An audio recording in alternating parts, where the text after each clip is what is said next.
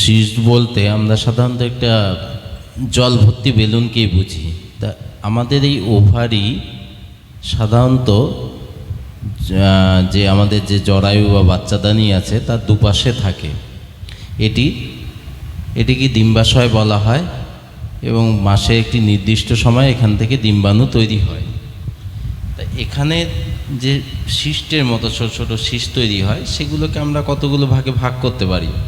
হ্যাঁ, সেগুলো প্যাটার্ন অনুযায়ী, যেমন ফাংশনাল সিস্ট হয়, একটা নন ফাংশনাল সিস্ট হয়। ফাংশনাল সিস্টগুলি সাধারণত একটা নর্মাল সিস্ট, যেগুলো যখন ওভুলেশন হচ্ছে মানে ডিম্বাণু তৈরি হচ্ছে তখন সেগুলো তৈরি হয়। আদার সিস্ট কি আছে সেগুলো ডার্ময়েড হয়, সিস্টাডিনোমা হয়, এন্ডিওমেট্রোমা হয়, ওভারিয়ান ক্যান্সার সিস্ট হয়। তা এই সিস্ট হলে কিছু আমাদের সাইন সিমটম শরীরে দেখা যায়। সেগুলো কি? পেটে ব্যথা থাকে, তলপেট ভারী মনে হয়, ইন্টিমেসি হওয়ার সময় তখন ব্যথা করে, ইরেগুলার পিরিয়ডের প্রবলেম হয়, প্রসবের সময় প্রবলেম হয়, পটি করার সময় প্রবলেম হয়, আর খুব বেশি হয়ে গেলে সেখন শ্বাসকষ্টেরও সমস্যা হতে পারে।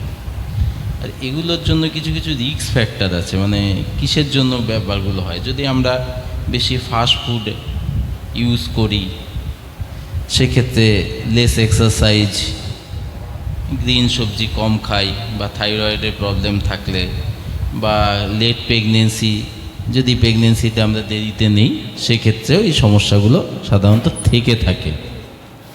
আর এর কিছু কিছু প্রতিকারের উপায়গুলো বলি। হেলদি লাইফস্টাইল, ভালোভাবে খাবার খাওয়া, নিয়মিত এক্সারসাইজ করা, গ্রিন সবজি খাওয়া, কিছু হরমোনাল বা থাইরয়েডের প্রবলেম থাকলে সেগুলোকে সলভ করা। আর ডায়াগনোসিস পার্ট, আমরা কীভাবে এটাকে ডায়াগনোসিস করতে পারি? ক্লিনিক্যালি আমাদের ব্যথা হচ্ছে, তলপেটে ব্যথা হচ্ছে, কোন সময়টাতে ব্যথা হচ্ছে, পিরিয়ডসের সময় ব্যথা হচ্ছে কি না। তারপরে আমরা কি করতে পারি?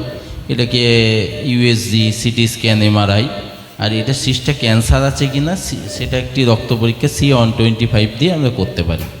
এবার ট্রিটমেন্ট কি হবে? এটা ট্রিটমেন্ট দুভাবে হয়, একবার সার্জিক্যাল মানে অপারেশন করে, অথবা ওষুধ দিয়ে। ওষুধ দিয়ে সাধারণত হরমোনাল বার্থ কন্ট্রোল পিল দিয়ে আমরা করতে পারি।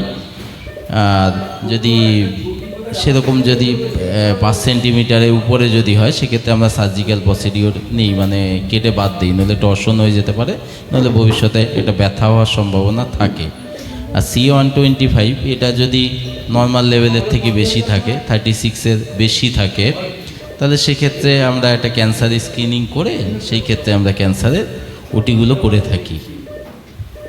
নমস্কার, ভালো থাকবেন, সুস্থ থাকবেন।